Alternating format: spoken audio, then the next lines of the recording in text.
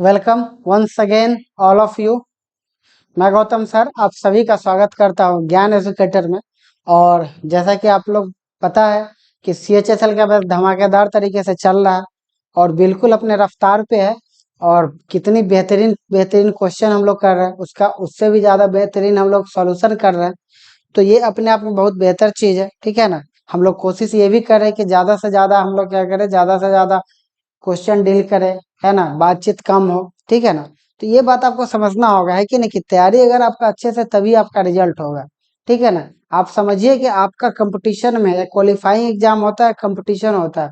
Competition में आपको आगे रहना है, हमेशा आपको आगे रहना। तो आप अपना कॉन्सेप्ट इस हिसाब से कर लीजिए कि अगर कोई क्वेश्चन अगर आपसे नहीं बनता है तो वो किसी से नहीं बने, क्योंकि SSC क्वेश्चन रिपीट करता है, ये आपको भी अच्छे से पता है, ठीक है। और कोई भी बच्चा अगर आता है तो कोई भी सडन, कोई भी कितना भी इंटेलिजेंट स्टूडेंट है, आप उनसे पूछिए, है ना।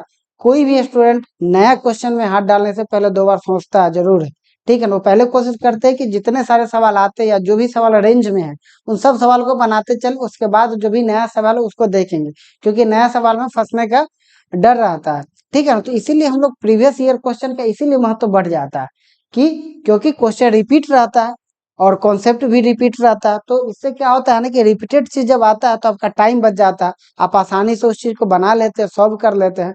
तो इसीलिए हम बार बार बोलते हैं कि कभी भी आपका कॉन्सेप्ट आपका इतना स्ट्रांग होना चाहिए कि आपको कोई दिक्कत कभी भी नहीं आए।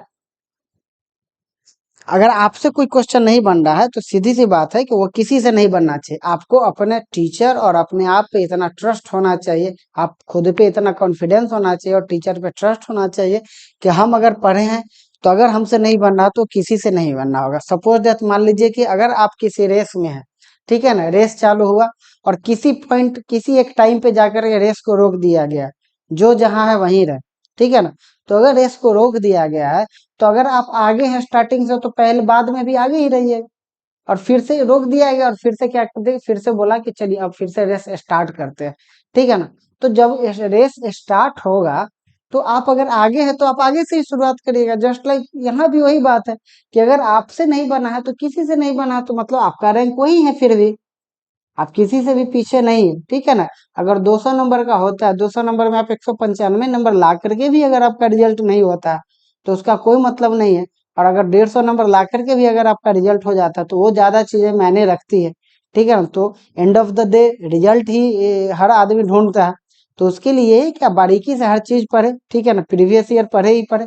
तो प्रीवियस ईयर का इसलिए महत्व बढ़ जाता है और हम लोग भी कोशिश कर रहे हैं कि ज्यादा से ज्यादा क्वेश्चन करवाया जाए। इसीलिए हम आपको पहले क्या बोले कि 2020 से लेकर के 24 तक का क्वेश्चन कर लेते, उसके बाद टाइम बचेगा तो फिर हम लोग और बैक में जाएंगे, जैसे 2019 हो गया, फिर 18 हो गया, तो उसका जरूरत नहीं पड़ेगा, है ना। और हम लोग बेहतर बेहतर सवाल करेंगे जो अपकमिंग रहेगा, ठीक है ना। उस तो यही सारे प्लान के साथ हम लोग बढ़ रहे हैं और बढ़िया से चल रहा है क्लास। तो फिर देखते हैं कि आज के क्लास में क्या क्या क्वेश्चन है ना। लास्ट क्लास जो डिस्काउंट का था वो बच्चे लोग का जो भी कमेंट आया या जो भी लोग बताएं तो उसका है कि मतलब बहुत अच्छा रिस्पॉन्स आ रहा है लोगों का, ठीक है ना। तो बच्चे बहुत खुश है। तो आप एंजॉय कीजिए और पढ़िए अच्छे से, ठीक है ना। देखिए आज का सवाल क्या है। देखिए इस सवाल को, ये सवाल सवाल क्या है, 125 रुपए की कीमत वाली 125 रुपए की कीमत वाली एक दर्जन नोटबुक 20% छूट पर उपलब्ध है। 75 रुपए में कितनी नोटबुक खरीदी जा सकती है। इस तरह का सवाल आप लास्ट क्लास में भी बनाए होंगे मे भी, ठीक है। तो देखते हैं हम लोग कि क्या है इस सवाल।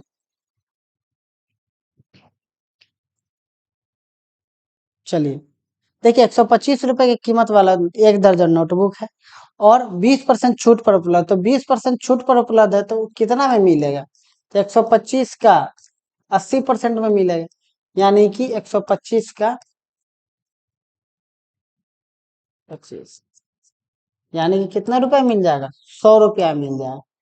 मतलब कि 125 रुपए का जो सामान है वो हमको कितना में मिल जाएगा, हमको मिल जाएगा 100 रुपया में। तो 100 रुपया में मिल रहा, अब पूछ रहा है कि 75 रुपए में कितनी नोटबुक खरीदी जा सकती है।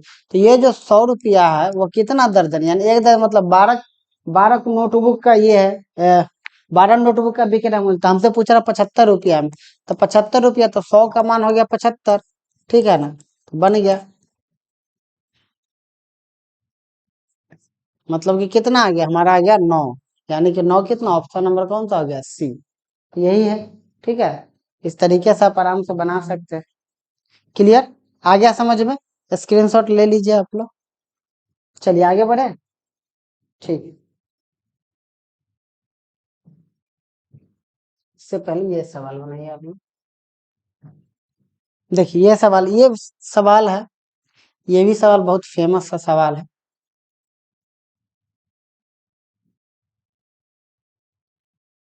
देखिए ये सवाल आ रहा, इससे भी एक इसी तरीके का सेम सवाल एक है जो बहुत फेमस है, उसका यहाँ पे 810 रुपया हो जाता है, ठीक है ना, यहाँ पे 600 के जगह पे 810 रुपया हो जाता है। बहुत ही फेमस सवाल है जिसका 10% आंसर है, आप लोगों को पता भी होगा, है ना। उसका आंसर कितना रहता है, तो उसका आंसर रहता है एक 10% है और फिर 10%, 10-10% रहता है, इस टाइप से शायद रहता है, ठीक है। तो यही है, देखिए कि एक वस्तु का अंकित मूल्य 1000 रुपया, लगातार 2 छूट के बाद इसे 600 रुपये में बेच दिया जाता है। यदि पहली छूट X% है तो दूसरी छूट कितना है। चलिए देखिए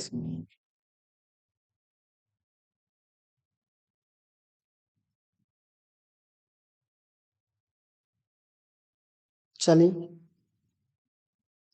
देखिए क्या कह रहा है, 1000 रुपया अंकित मूल्य, 1000 रुपया अंकित मूल्य, ठीक है। अभी क्या कह रहा है, 25% का डिस्काउंट दे रहा है, तो 25% का अगर डिस्काउंट दे रहा है तो सामान कितना में मिलेगा, तो सामान आप बोलिएगा कि 750 में मिलेगा, ठीक है, 750 में मिलेगा। लेकिन फिर कुछ डिस्काउंट दे रहा है, फिर क्या कर रहा है, फिर कुछ डिस्काउंट दे रहा है, और डिस्काउंट देने के बाद कितना में बिक रहा है, तो 600 में बिक रहा है। सिंपल सा बात, दो डिस्काउंट दे रहा है, एक 25% दे रहा है, दूसरा हमको नहीं पता है X% दे रहा है, तो 750 का सामान 600 में दे रहा है, यानी कि 150, 150 रुपया यहाँ छोड़ रहा है ना, 150 रुपया कितना में छोड़ रहा है, 750 में, ठीक है। 15×5 = 75, 1/5, यानी कि कितना परसेंट हो गया, तो ये आपका आ गया 20%, ठीक है ना। तो एक डिस्काउंट कितना हो गया, ये हो गया ऑप्शन नंबर डी। इस तरीके से आप बना सकते हैं, 1000 रुपया, 1000 रुपया में 25% डिस्काउंट दे रहा है, और फिर ये सारी चीज क्लियर, कोई दिक्कत नहीं। एक और तरीका देख लेते हैं जो आप सक्सेसिव से बनाते हैं, 5 से 6 करके, है ना। हर सवाल हम बताए ना कि अगर आपके पास कॉन्सेप्ट है तो उसी एक कॉन्सेप्ट से आप काफी हद तक क्वेश्चन सब कर सकते हैं, ठीक है ना। इसमें देखिए क्या कर रहा है कि 25% एक डिस्काउंट दे रहा है, एक डिस्काउंट हमको कितना दे रहा है, 20%, यानी 1/4, 20%, मतलब 4 रुपया का सामान कितना में दे रहा है, 3 रुपया में दे रहा है, ठीक है। दूसरा हमको डिस्काउंट नहीं पता है, खाली छोड़ दी, इसको भी हम क्या करते हैं ना, खाली छोड़ देते हैं, ये हमको दूसरा डिस्काउंट नहीं पता। अब टोटल हमको 1000 रुपया का सामान कितना में दे रहा है, 600 में दे रहा है। 1000 रुपया का सामान कितना में दे रहा है, 600 में दे रहा है। अच्छा अब इसको काटिएगा आप, मान लेते इसको काटिए, कट गया। अब ये कितना आ रहा है, ये 5 हो गया, और ये कितना हो गया, ये 3 हो गया, ठीक है। ये 5 हो गया और ये आपका 3 हो गया, तो मतलब कहने का ये मतलब, ये 5 और ये 3 है, तो यहाँ पे कितना आ जाएगा, 5/4 आ जाएगा, और यहाँ पर कितना आ जाएगा, यहाँ पर कितना आ जाएगा, यहाँ पर आ जाएगा आपका 3 आ जाएगा, 3 आ जाएगा। अब इसको सॉल्व कीजिए, 5/4 अनुपात 3, यानी कि ये आ जाएगा आपका 5/12, यानी कि कितना छोड़ रहा है, 7 छोड़ रहा है, 7 छोड़ ही छोड़ेगा, ये आ जाएगा 5, 20%, 5 7 4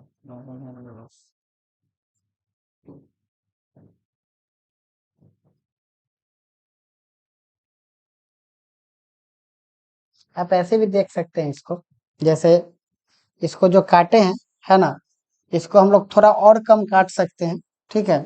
जैसे ये हमारा कितना आ गया, ऐसे में क्या होगा ना कि कैलकुलेशन टफ हो जाएगा। जैसे ये 1000 है, और ये हमारा कितना है यहाँ पर 600, एक जीरो से इस ऐसे जाने में ना आप कितना से काट रहे हैं, कितना ये कर रहे हैं, वो ज्यादा इम्पोर्टेंट। तो यहाँ पर अगर और काटिएगा तो ये कितना आ जाएगा, ये आपका आ जाएगा 20 25 100, और ये आ जाएगा 12 25 60, ये आ जाएगा। तो 20 के हिसाब से यहाँ पर कितना है, देखिए डायरेक्ट बैठेगा, ये 5 आ गया, और ये कितना आ गया 4, क्योंकि 5 चौका 20, और ये कितना आ गया 4 तिहाई 12 आ गया।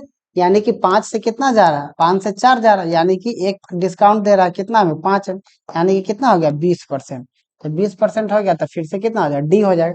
तो इसमें यही है कि आपको काटना होगा देख करके, ठीक है ना। थोड़ा सा समझदारी आपको यहाँ पर यूज करना होगा, ठीक है। चलिए आगे बढ़े, ठीक है। चलिए ये क्वेश्चन तो हो गया, अब आगे देखते हैं कि आगे क्या क्या है। ये क्वेश्चन तो आ गया बहुत तो बढ़िया से, कोई दिक्कत नहीं है। चलिए आगे बढ़ते हैं। देखिए इस क्वेश्चन को देखिए,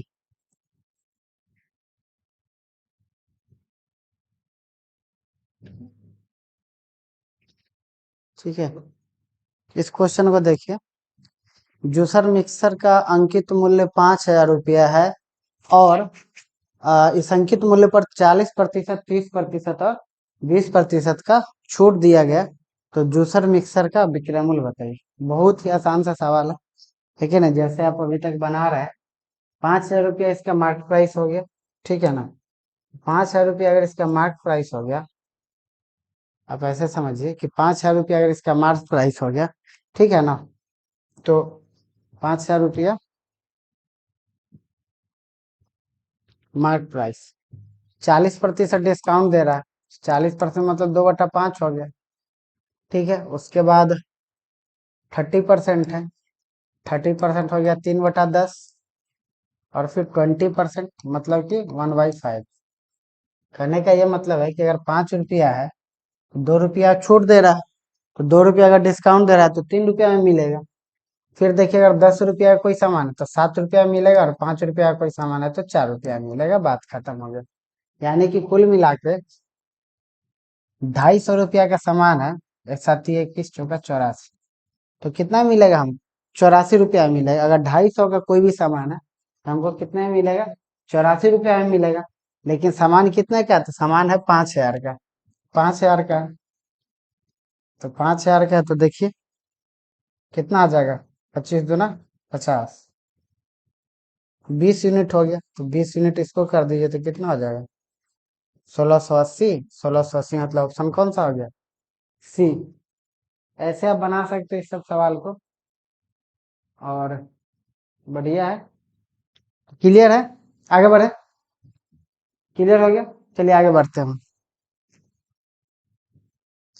देखिए ये सवाल,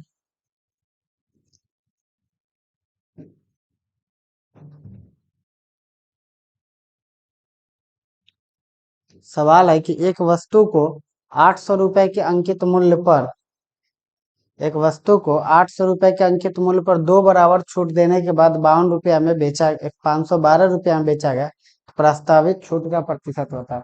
कहने का ये मतलब है कि कोई भी सामान, ठीक है ना, 800 रुपया का है और दो लगातार छूट दे रहा है, और सेम ही दे रहा है। जैसे कि अगर 10% दे रहा है तो फिर अगला डिस्काउंट भी कितना है, अगला भी 10%। अगर 20% दे रहा है तो अगला भी कितना है, अगला भी 20% है। तो ऐसे कर करके 800 रुपया का जो सामान है 512 रुपया में दिया गया, तो पूछ रहा है कि डिस्काउंट कितना है। वो जो डिस्काउंट है वो फिर कितना है।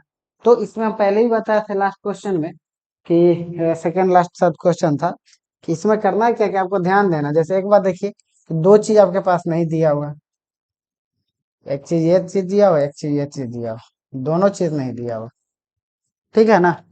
दोनों चीज नहीं दिया हुआ है, ऐसा करते हैं इसको छोटा करके, इसको ना साइड में कर देते हैं,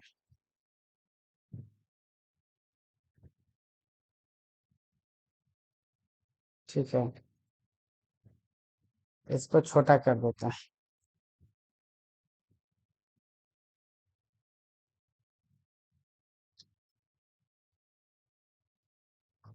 चलिए तो क्या बात है कि दो, देखिए दो टाइप का चीज, दो डिस्काउंट हमको दे रहा हो, जो कॉन्सेप्ट बताया बस उसी को दिमाग में रखिए, ठीक है ना। ज्यादा कंफ्यूज नहीं होना। दो चीज हमारे पास दिया हुआ है, और दो चीज जब दिया हुआ है तो दोनों, दो डिस्काउंट यहाँ पर कर दिया। अब क्वेश्चन में बोल रहा है कि 800 रुपया का, 800 रुपया कितना में दे रहा है, 800 रुपया का सामान हमको दे रहा है 512 रुपया में, यानी कि कहने का मतलब है कि 800 रुपया का सामान कितना में दे रहा है? 512 में। 800 का सामान दे रहा है 512 में, 512 में दे रहा है। 8 से इसको काट दीजिएगा, जाहिर सा बात है कि दोनों अगर सेम है तो आप समझिए कि स्क्वायर ही होगा ना। अगर दोनों सेम आएगा तो इधर भी स्क्वायर कर देना और इधर भी स्क्वायर कर देना, तभी जाकर के क्वेश्चन बनेगा। तो स्क्वायर मतलब 100 आ जाएगा यहाँ पर, इसको काटिएगा तो 64 आ जाएगा। यानी कि ये कितना हमारा हो जाएगा उसी हिसाब से 10, ये 10 और ये 8 और ये 8। यानी कि डिस्काउंट हमारा कितना हो गया? तो डिस्काउंट हो गया 10 से हमारा 8 हो गया, यानी कि 2/10, और 2/10 कितना होता है? 20%। हमारा कितना हो गया? 20% हो गया। ऐसे बनाइएगा तो बन गया। ये सब सवाल है ना? ये सब सवाल आता है CHSL में और अच्छे से आता है। आपको बस प्रैक्टिस करने की जरूरत है लगातार, फिर कोई दिक्कत नहीं होगा। चलिए, और जो भी थोड़ा बहुत ये 1-2 दिन में इश्यू आया होगा, विजिबिलिटी का हो गया या फिर साउंड का हो गया, वो सब 100% क्लियर हो गया और हमको नहीं लगता है कि अब कोई भी इश्यू है। चलिए आगे बढ़ते हैं। देखिए इस सवाल को, ये सवाल क्या कह रहा है? ये सवाल बोल रहा है कि एक वस्तु है, उसको 5,000 रुपया में सूचीबद्ध है, मतलब कि उसका जो मार्केट प्राइस कितना है वो 5,000 रुपया है, और उस पर 12% और 12% का दो क्रमिक छूट दिया गया है। यदि विक्रेता 24% की एकल छूट दे दे तो उसे कितना प्रतिशत का लाभ या हानि होगा?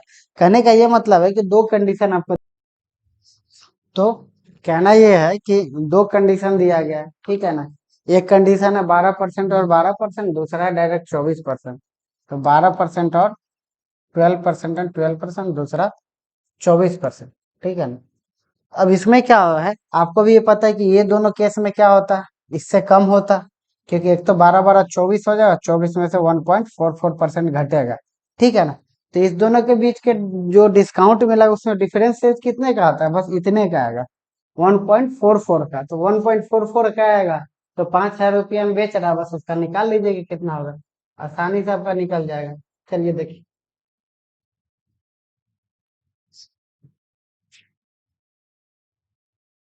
जैसे 5,000 का 1.44% हो गया, ठीक है? यही हमारा आएगा। परसेंट से ये कट गया हमारा 2 जीरो, और इधर से जीरो हो गया, कितना आ जाएगा? 72 आ जाएगा। कौन सा हो जाएगा? 72। कितना रुपया हो जाएगा? 72 हो गया, क्योंकि यही है। 24% तो 24% हो गया, और इधर 24 - 1.44 आ जाएगा। तो फर्क तो इतने ही का है, तो जो डिफरेंस रहेगा वही हमारा फायदा है। क्लियर? आगे बढ़ते हैं। चलिए इस सवाल को देखिए।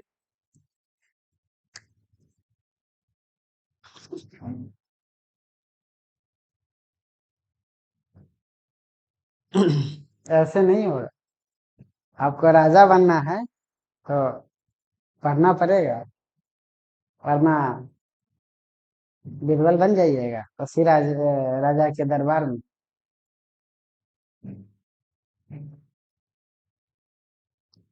एक वस्तु का अंकित मूल्य 480 रुपया, एक व्यक्ति इसे 15%, 10% के दो क्रमिक छूट पर खरीदता है, वह इसे 25% के लाभ पर बेचता है, तो बताइए कि क्या प्रॉफिट है? कौन सा सवाल है? चलिए ये भी जैसे आपको बनाना वैसे बना सकते हैं। देखिए इस सवाल को देखिएगा।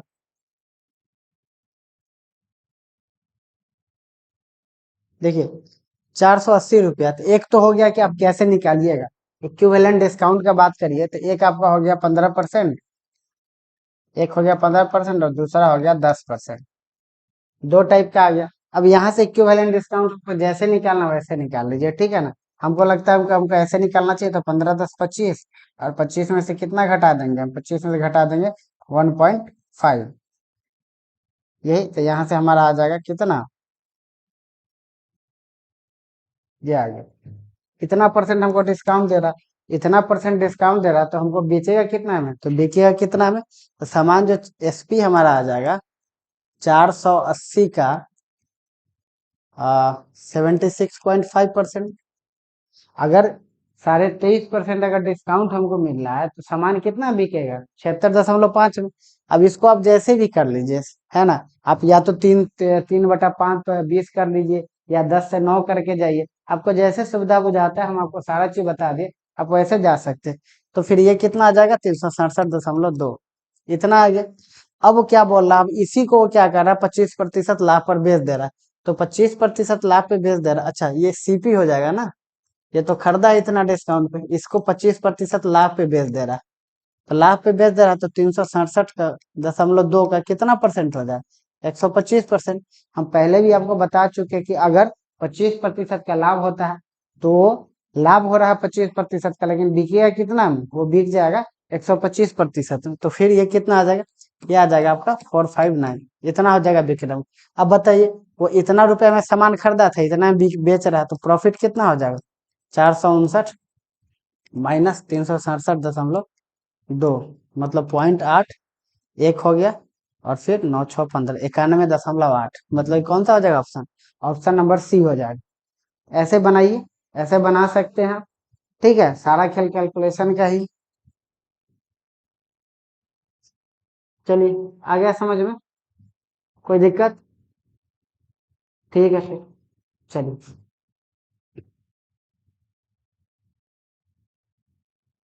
अच्छा, एरर है, ये क्वेश्चन एरर है, इसको आगे बढ़ते हैं। चलिए, 9,000 रुपये, इसको देखिए। एक टेबल है, ठीक है ना।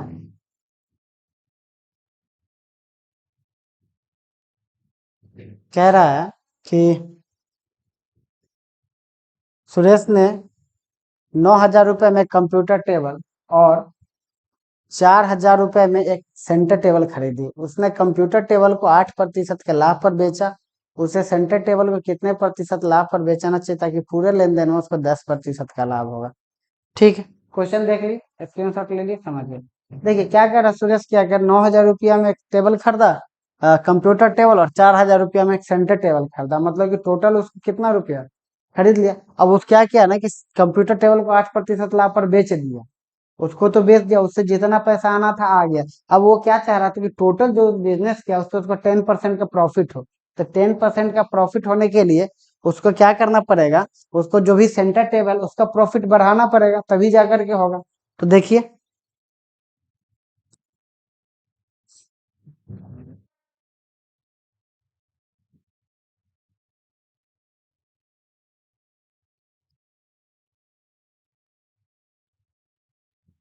चलिए।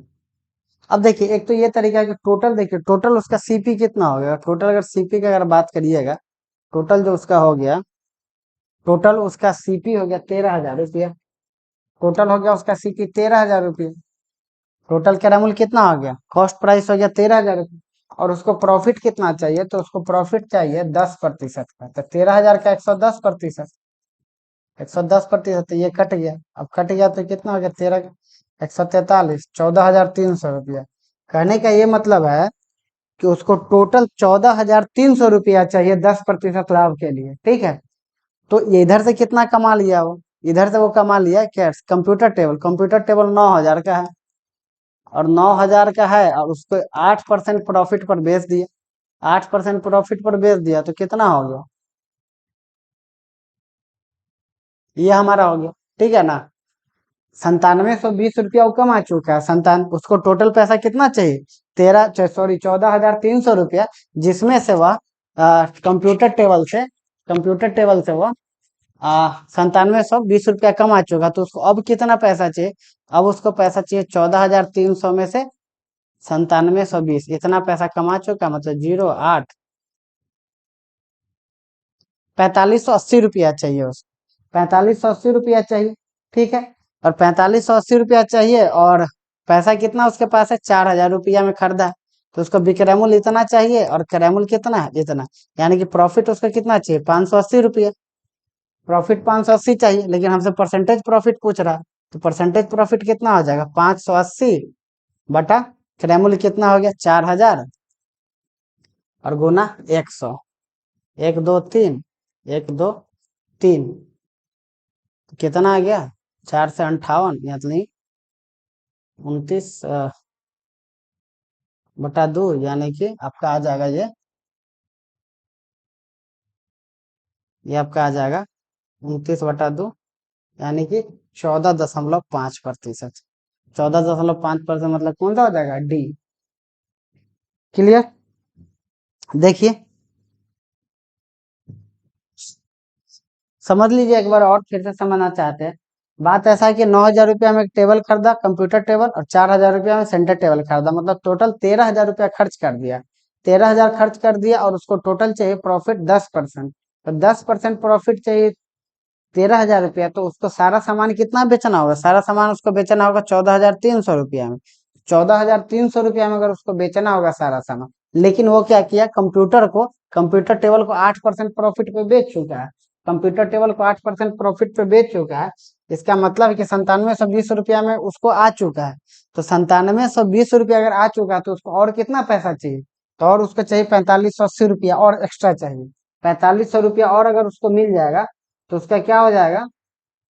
उसको टोटल प्रॉफिट कितना है? 10%। तो 4580 रुपया चाहिए, और सामान कितना में खरीदा है? 4,000 में। तो 4,000 में सामान खरीदा है, यानी कि उसको लाभ कितना चाहिए? 580 रुपया लाभ चाहिए। और परसेंटेज लाभ कितना चाहिए? तो 14.5%। चलिए, एक तो ये तरीका हो गया, ऐसे ही बना सकते हैं। और हम परसेंटेज में एक बहुत बढ़िया तरीका आपको बताते हैं, 1+2=3।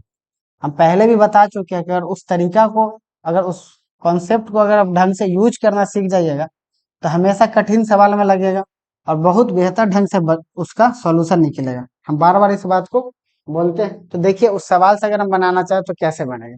जैसे सपोज 9,000 है, तो 9,000 है तो आप यहाँ पर लिख सकते हैं 9+4=13। 9+4=13। अब 9+4=13 है, तो इसमें से कंप्यूटर टेबल को कितना परसेंट लाभ पे बेच रहा है? कंप्यूटर टेबल को बेच रहा है 8% लाभ पर। ठीक है, कंप्यूटर टेबल को 8% लाभ पे।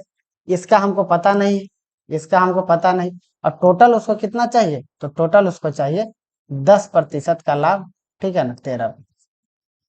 सिंपल सा बात, यही आपको सिखाए थे। अब इसको सॉल्व कर दीजिए, तो ये आ जाएगा आपका 72, ये आ जाएगा 4x, और ये आ जाएगा 130।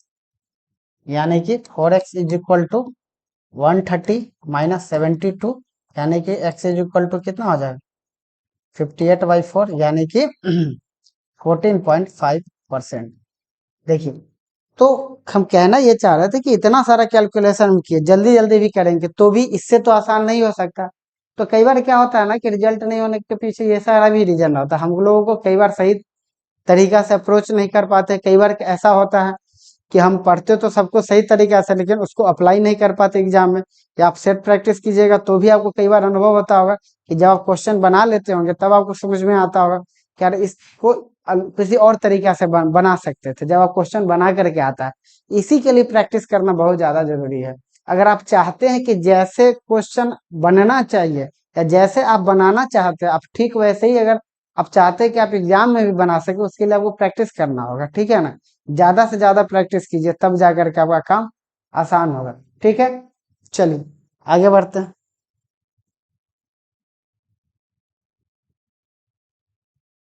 ये सब सवाल के लिए कुछ कॉन्सेप्ट आपको देखना होगा, उसके बाद बन जाएगा।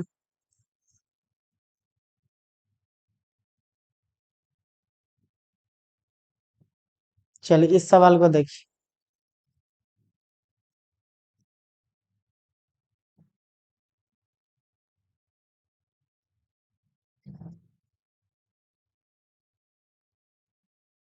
देखिए सवाल क्या है, एक जैकेट को, एक जैकेट है, ठीक है ना, एक जैकेट है, और इसको क्या किया गया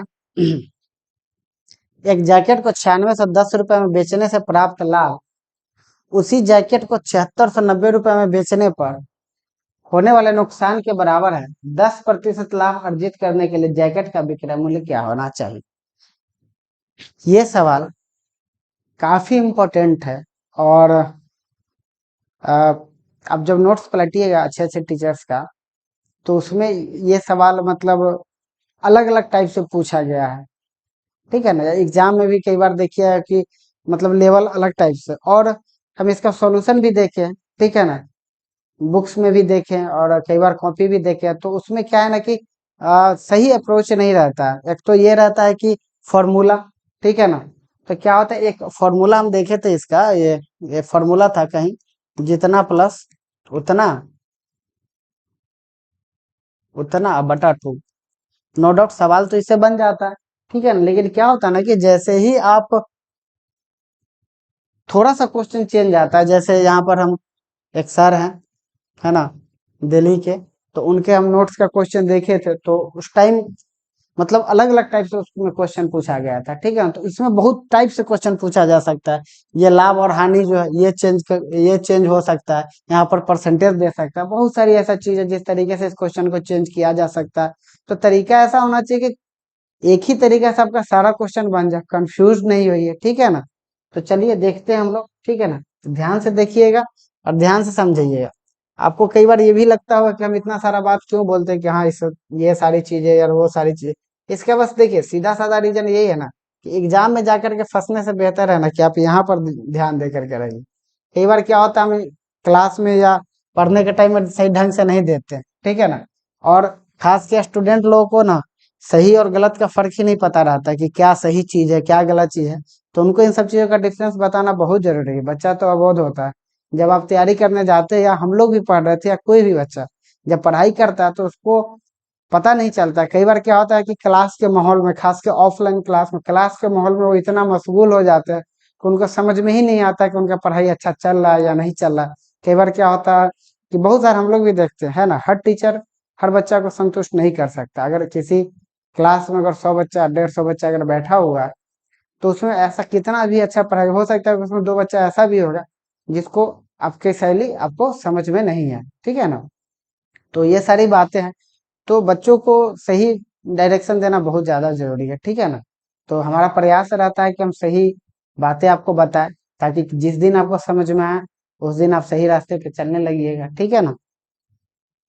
तो देखिए जैसे इस सवाल को क्या किया जाए कि बोल रहा है कि 9 से 10 रुपए में, मान लेते हैं कि ये सीपी हो गया, सपोज दैट ये सीपी हो गया, हमारा कैरेमुल हो गया, ठीक है।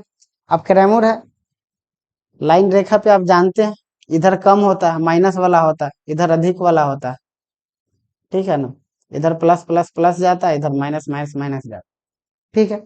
आपको ये बात अच्छे से पता। अब इस सवाल में देखिए आपको क्या बोल रहा है कि नुकसान हो रहा है, 7690 रुपए में जब बेच रहा है तो उसको नुकसान हो रहा है। तो कितना नुकसान हो रहा है, तो नुकसान उसको हो रहा है 7690। मान ले तो उधर से आया जीरो, इधर से आ रहा है, ऐसे आ रहा होगा, 0 1 2 ऐसे आ रहा है, ठीक है ना। 7690 यहाँ पे है, इसको क्या हो गया, इसको नुकसान हो गया, नुकसान हो गया। लेकिन जब 9610 रुपए में बेचता है, जब वही 9610 रुपए में बेचता है तो क्या हो जाता है, उसको लाभ होता है, उसको क्या हो जाता है, उसको प्रॉफिट होता है। लाभ कितना हो जाता है, बोल रहा है कि जितना लाभ, यही ना लाभ होगा। ये क्रैमुल है, ये हमारा सीपी है, कैरेमुल है, और ये हमारा क्या हो गया, बिक्रैमुल है, ठीक है।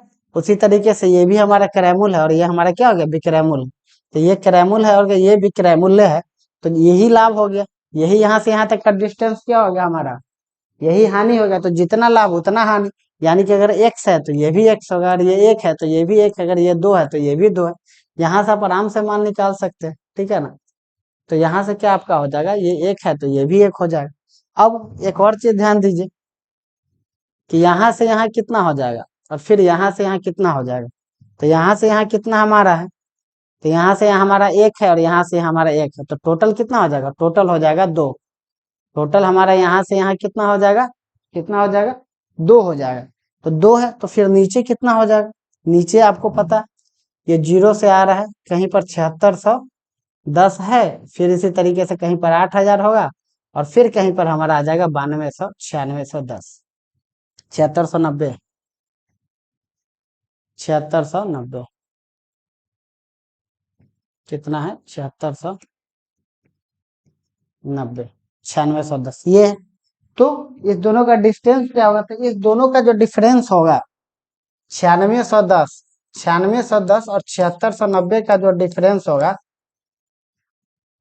1920, यही हमारा क्या होगा, यही हमारे इस 2 यूनिट का मान होगा, ठीक है। तो 2 यूनिट का मान हो जाएगा। तो 2 यूनिट का मान देखिए, तो 2 यूनिट का मान कितना दिया? 2 यूनिट का मान 1920 दिया हुआ है। हमको चाहिए 1 यूनिट का मान, तो 1 यूनिट का मान कितना आ जाएगा? 960।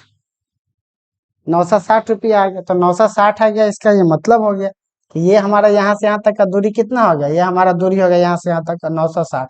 अब हमको चाहिए कैरेमूल। अब हमको कैरेमूल चाहिए, तो कैरेमूल क्या हो जाएगा आपका? 7690 और प्लस 960। 960 मतलब 0, 9 6 15, 9 6 15 16, 7 आएगा 8650 रुपये। या यहाँ से भी देखिए तो ये 960 हो गया। इधर से भी आप जा सकते हैं।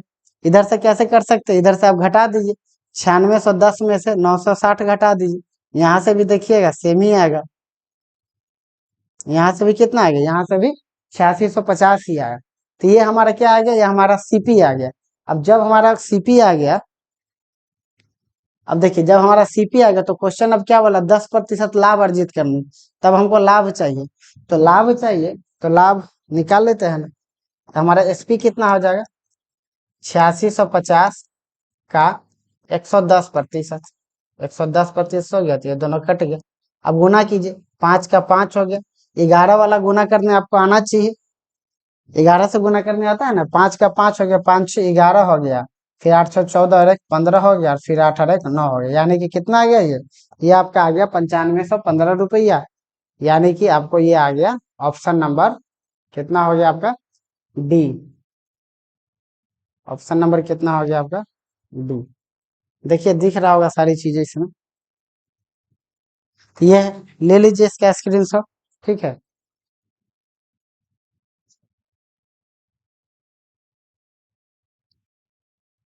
स्क्रीनशॉट ले लीजिए।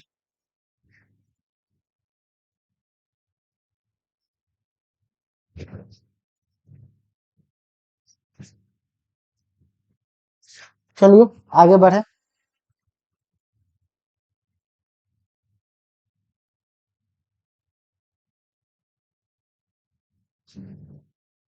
चलिए ये सवाल लिख लीजिए आप लोग होमवर्क में।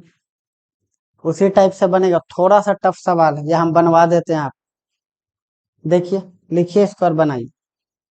एक वस्तु के 1170 रुपए में बेचने पर एलिसा को उतना ही हानि होती है जितने की उसे 22% के लाभ पर बेचने पर। यदि वह उसे 1450 रुपए में बेचती है तो उसका लाभ प्रतिशत हानि क्या होगा?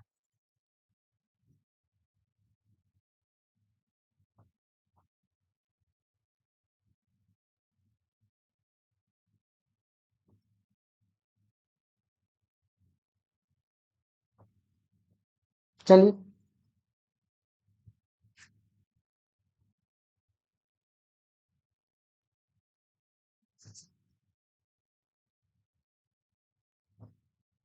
ठीक है, देखिए हम आपको हिंट्स दे देते हैं, आप लोग बना करके लाइएगा। थोड़ा सा उससे डिफिकल्ट सवाल है, सिंपल सा चीज है, ठीक है ना। 1170 रुपये में बेचने पर हानि होता है। 1170 रुपये में बेचा तो हानि हो गया, ठीक है ना। 1170 रुपये में बेचने पर हानि होता है। फिर 22, अच्छा, फिर 22% का लाभ होता है। लाभ होगा 22% का। इसका मतलब हो गया 22 बटा कितना हो गया? 100 हो गया। ये आपका आ गया क्या?